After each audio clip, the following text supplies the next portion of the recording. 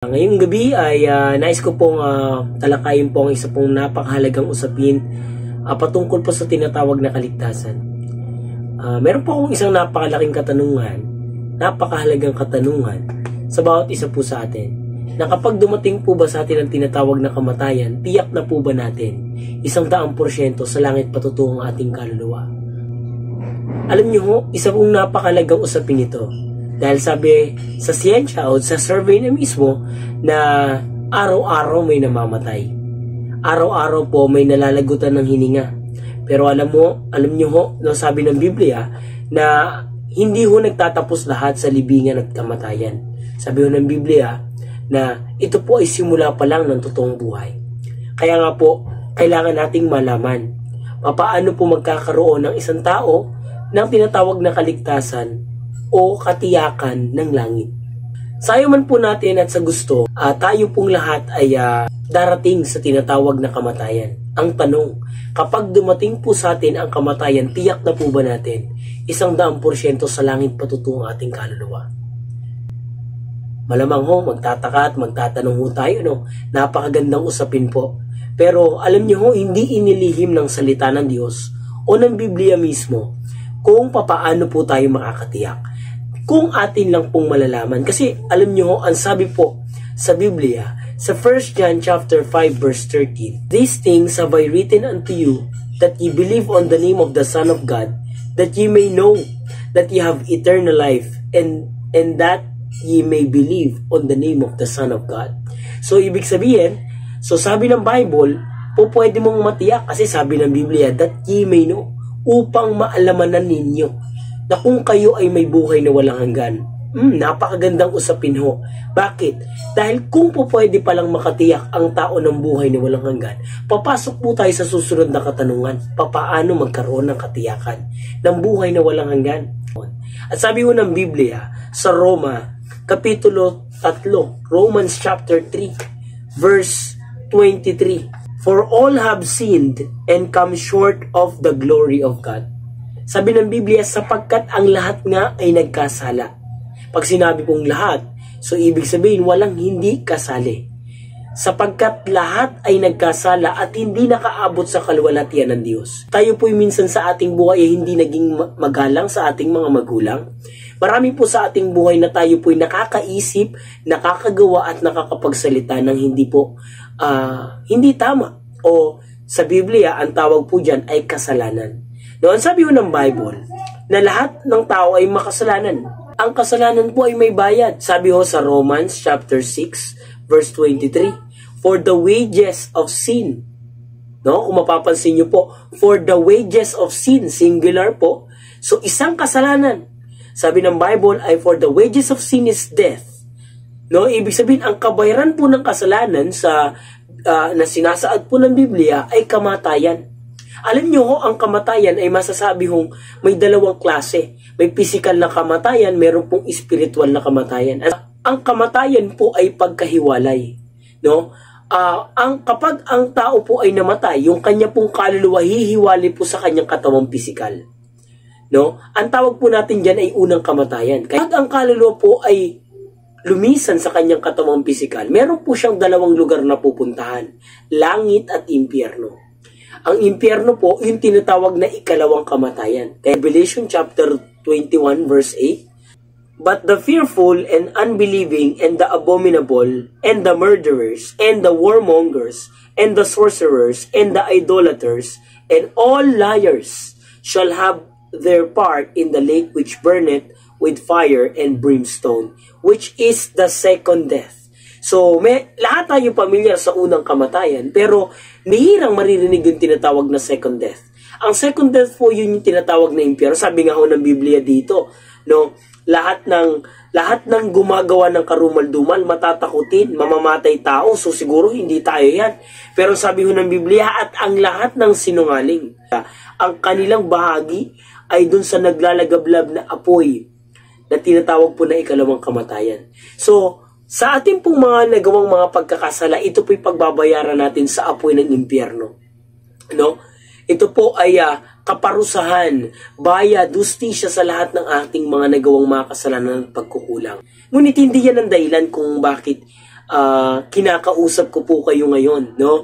Kundi ito po ay patungkol sa mabuting balita. Inuna ko lang po yung katotohanan kasi ang katotohanan hindi ho madalas mabuting balita yan. Pero itong tinatawag na mabuting balita, inuna ko ho yung bad news para ma-appreciate natin yung good news. Ngayon, ang good news po ay gumawa ang Diyos ng kaparaanan upang ang tao ay hindi po malagay sa tinatawag na kaparusahan sa impyerno. Ang sabi ho ng Biblia, John chapter 3 verse 16, "For God so loved the world that He gave His only begotten Son, that whosoever believeth in Him should not perish but have everlasting life." So ibinigay ng Diyos ang kanyang nag-iisang bugtong na anak upang ang sinumang sumampalataya ay hindi mapahamak, kundi magkaroon ng tinatawag na buhay na walang hanggan. No? Ang sabi ho ng Bible, Romans chapter 10 verse 9. Romans chapter 10 verse 9, sabi ng Bible ay that if thou shalt confess with thy mouth the Lord Jesus, and shalt believe in thine heart that God hath raised him from the dead, thou shalt be saved.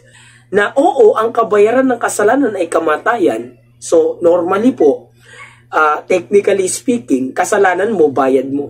Ngunit dahil ang Diyos ay Diyos ng pag-ibig, dahil ang Diyos ay Diyos na mahabagin, isinaalang-alang niya ang kanyang sariling buhay para maging panbayad sa ating kasalanan. Ang sabi ho ng Biblia, dito po sa Romans chapter 10 verse 13, that for whosoever, ibig sabihin kahit sino, ano man ang reliyon, ano man ang edad, ano man ang estado sa buhay, for whosoever shall call upon the name of the Lord shall be saved.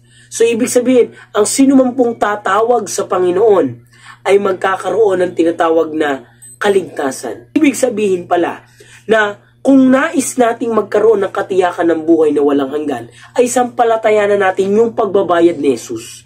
Sampalatayanan natin yung pagbabayad ni Kristo doon sa krus ng Kalbaryo, alang-alang sa kabayaran ng ating kaligtasan. Ang malaking katanungan ngayon, mga minamahal, ay gusto ho ba nating tanggapin yung pagbabayad ni Yesu Kristo doon sa krus ng Kalbaryo? Kasi ang sabi ng Biblia, dito po sa Romans chapter 6 verse 23, no? Karugtun ho ng una nating binasa. For the wages of sin is death. Pero hindi po dyan nagtatapos. Ang sabi ng Bible, but the gift of God is eternal life through Jesus Christ our Lord.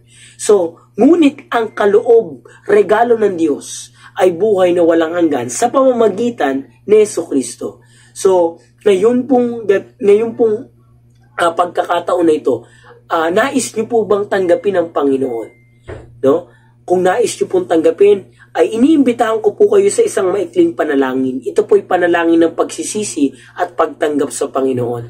No, sabi nga ng Biblia, ang sino mang ipahayag sa kanyang bibig at sampalatayanan ng kanyang puso ay merong pag-asa ng kaligtasan. Ngayon po, ay iniimbitahan ko po kayo na sabayan niyo po ako sa malakas na tinig. Ito po yung panalangin. Sabihin niyo po, dakilang Diyos, salamat po sa nalaman ko, ako'y makasalanan, mapapahamak sa apoy ng impyerno. Ngunit, salamat po kay Kristo Jesus na siyang namatay, nilibing at muling nabuhay para sa akin. Panginoong Jesucristo, tinatanggap ko po kayo sa aking puso bilang aking Panginoon at sariling tagapagligtas. Salamat po sa dugo niyong nadanak sa krus ng Kalbaryo. Ako po ay nagsisisi sa lahat ng aking mga kasalanan. At ako po ay nagpapasalamat sa iyong pagliligtas at pagbabayad sa krus ng Kalbaryo. Sulat niyo po ang pangalan ko sa aklat ng buhay. Salamat po sa inyo pong kaligtasang regalo para sa akin. Patawad po, ito ang dalangin sa pangalan ni Jesus. Amen. Kung tinanggap niyo po ang Panginoon sa inyong puso bilang Panginoon at sariling tagapagligtas, ang sabi po ng Biblia, sa John chapter 1 verse 12, sabi po ng Bible, but as many as received Him, to them gave He power to become sons of God, even to them that believe on His name.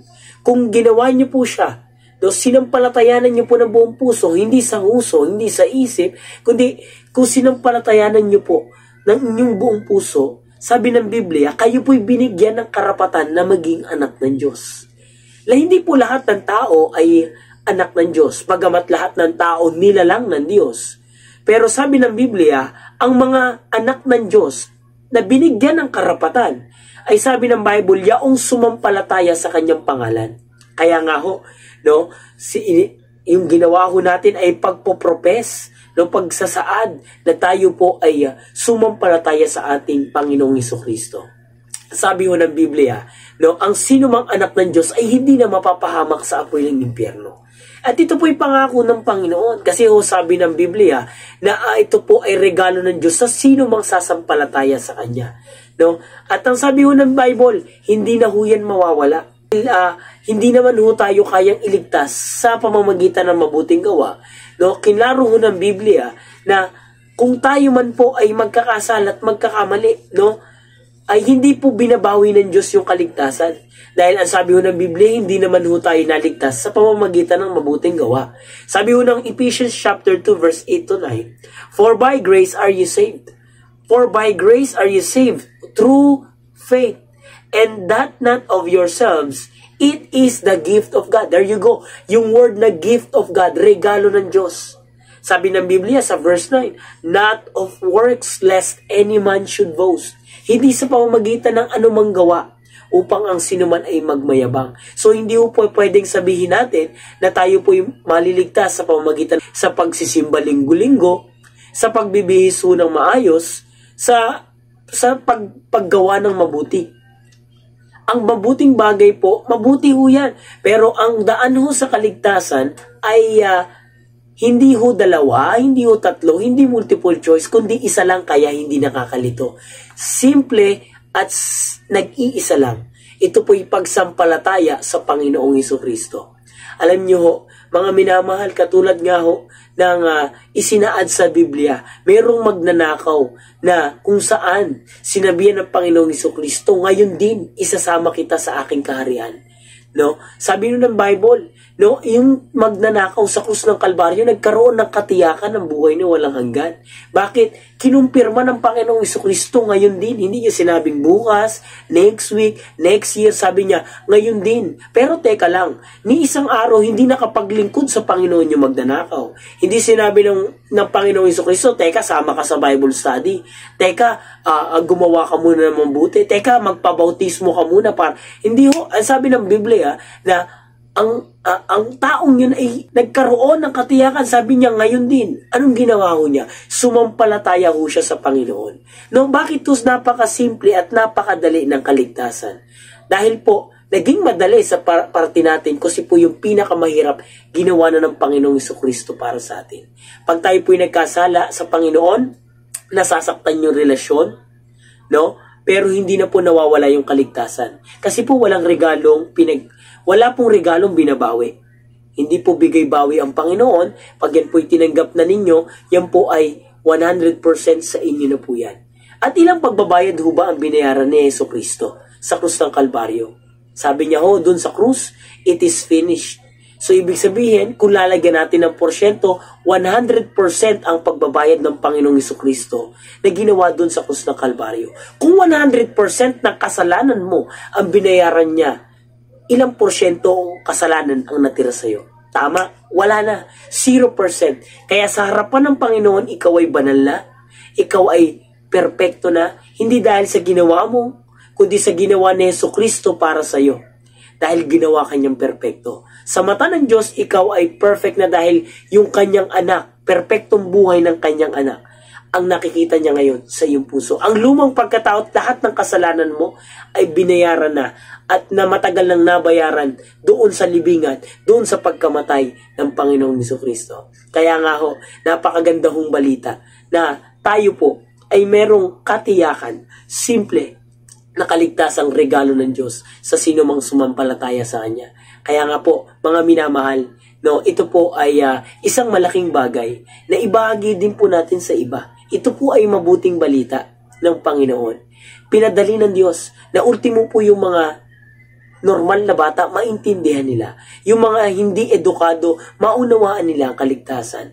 Ultimo po yung dukha, yung agaw buhay sa ospital, maunawaan po nila ang simpleng paraan ng Diyos ng kaligtasan. Na po kaya mga minamahal, ang sabi ho ng Biblia, na ang sino mang na kay Kristo ay wala ng hatol. At naway, naging malaking pagpapala po sa inyo ang aking pong binahagi patungkol sa salita ng Diyos. Yan po kayo at God bless po.